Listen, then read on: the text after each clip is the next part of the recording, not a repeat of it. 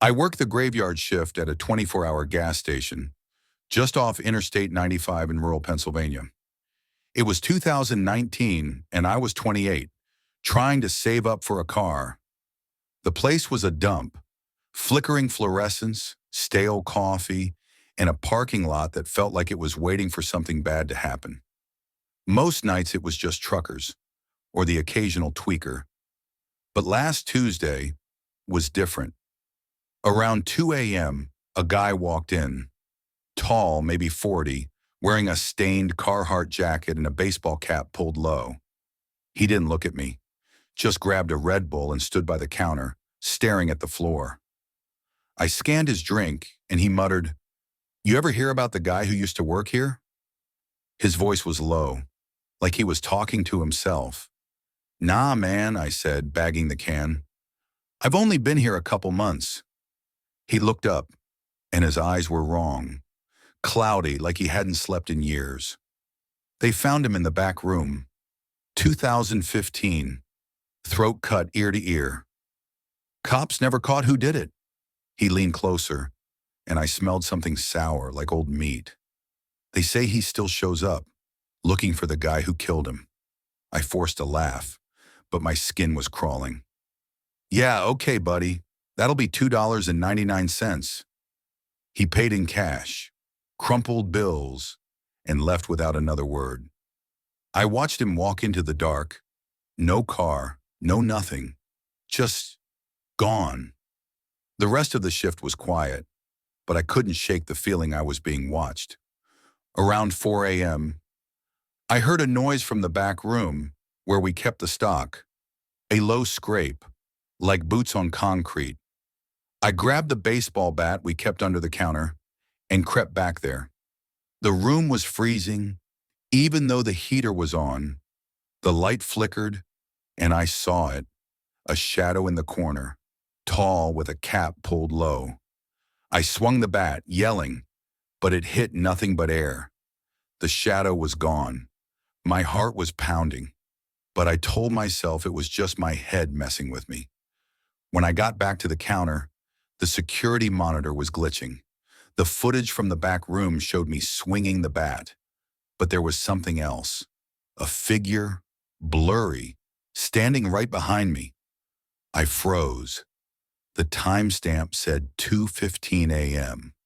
When that guy was at the counter, I quit the next day. I don't care if it was a prank or my imagination. I'm never working a night shift again. Last I heard, the new guy saw someone on the cameras too. He didn't show up for his shift yesterday. My name's Jake, and I'm from a small town in Ohio. This happened in 2022, when I was 19, living with my mom in a duplex on the edge of town.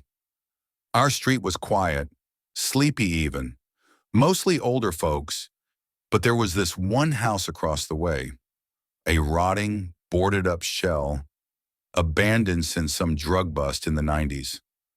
We all grew up daring each other to get close to it, but nobody really did. Kids whispered about the house, said it was cursed, said it breathed at night. I never believed that crap until last summer. It started in July. I was up late, playing Call of Duty, headphones on, volume blasting. Just as I reloaded my weapon in-game, I glanced out my bedroom window, casually, almost absent-mindedly, and froze. In the second-floor window of the abandoned house, one of the only windows not boarded, there was a face, a man, skin pale as bone, pressed right against the glass, staring straight at me. His mouth was open slightly, like he was trying to scream, but couldn't. I dropped my controller, my heart hammering in my chest so hard it hurt. I blinked. Gone. The window was empty again, but my reflection wasn't the only thing staring back anymore. I told myself it was a reflection, maybe a shadow. Maybe I was tired. The next night, I kept the blinds shut, but around midnight, something started. A tapping, soft at first, almost like a whisper against the glass, but steady, methodical. I peeked through the blinds, and there he was again. Same window, same dead stare. But this time, his mouth was stretched wider, his teeth darkened and sharp, like they were rotting inside his skull. His black eyes seemed deeper now, like I was looking down into an endless pit. I slammed the blinds shut, backed away, hands shaking. I called my mom, begged her to come home, but she was stuck, working the night shift at the hospital. That night, I didn't sleep, couldn't sleep. I started digging into the house's history, desperate for answers. Found a dusty old news article from 1997 about a drifter named Richard Holt. He'd been squatting in the house, cooking meth, gone mad inside those walls. When the cops came to bust him, he slit his own throat in the upstairs bedroom, the same room with the window. The mug shot, it was him, the man in the window. The tapping didn't stop. Every night it grew louder, more frantic, scraping nail, banging fists. Sometimes it even sounded like whispers leaking through the walls. I couldn't take it. Started sleeping downstairs, TV on, lights blazing. But one night, I woke up. Footsteps, heavy, dragging, in the kitchen. Not fast, not running, but deliberate, like someone who knew they had all the time in the world. I grabbed a knife, crept through the dark, room by room, empty, until I saw it, the back door, wide open, swinging gently in the breeze. I know I had locked it. My hands were cold, colder than the night air. I told my buddy Mike everything the next day.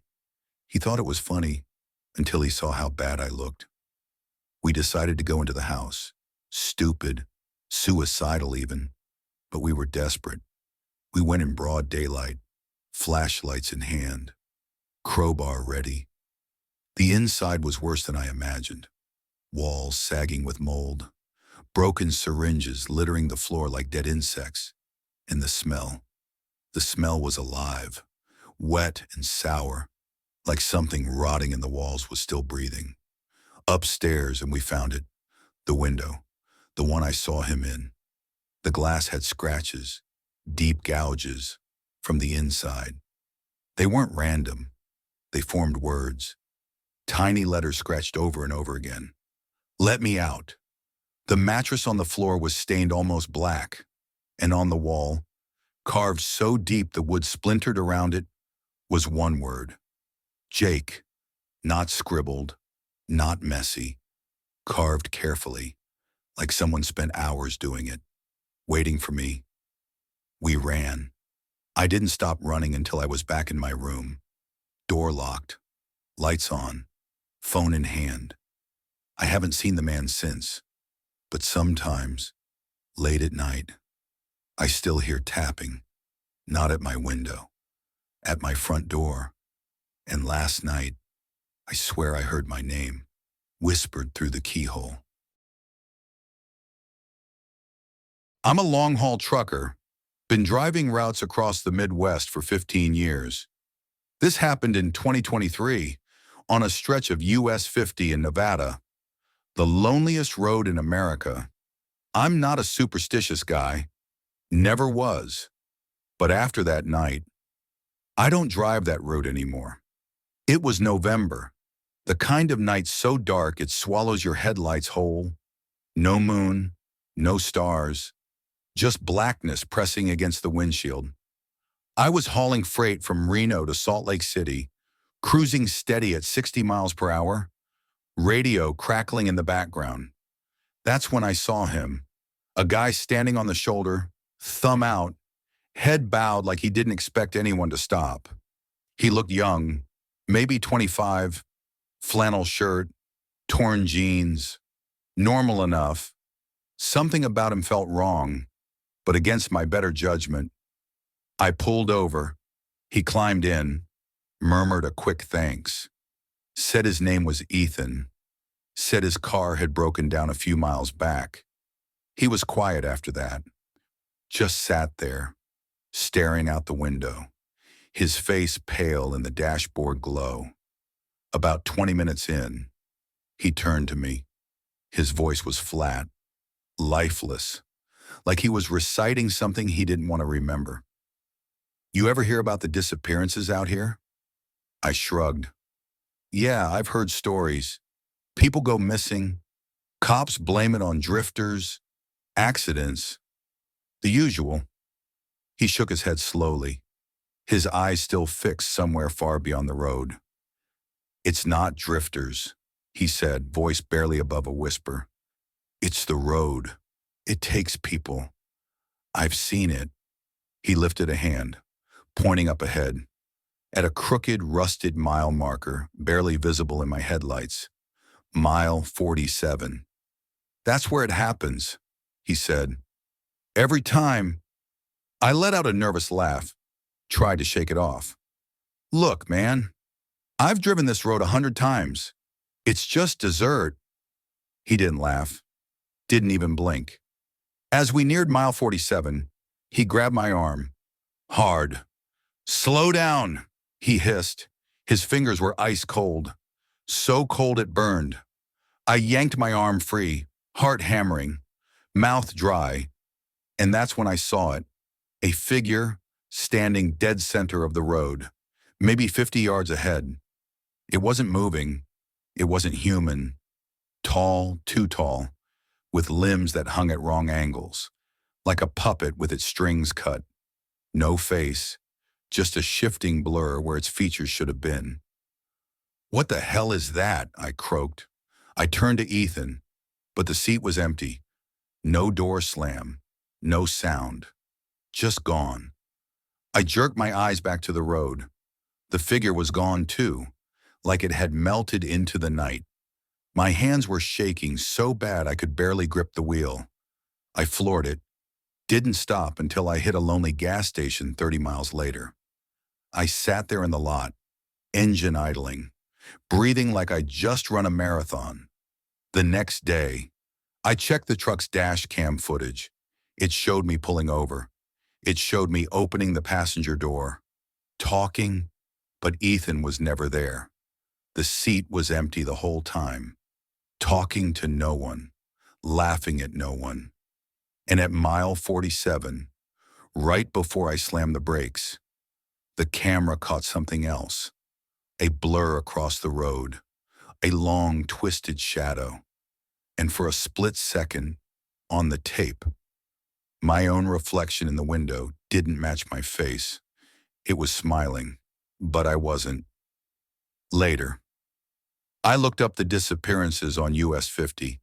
In 2018, a kid named Ethan Carter vanished near mile 47. They found his car abandoned, door wide open, keys still in the ignition. But Ethan, gone. No trace, no body. I don't know what I picked up that night. I don't know what I saw. But I know one thing: I'm never, ever stopping on that road again.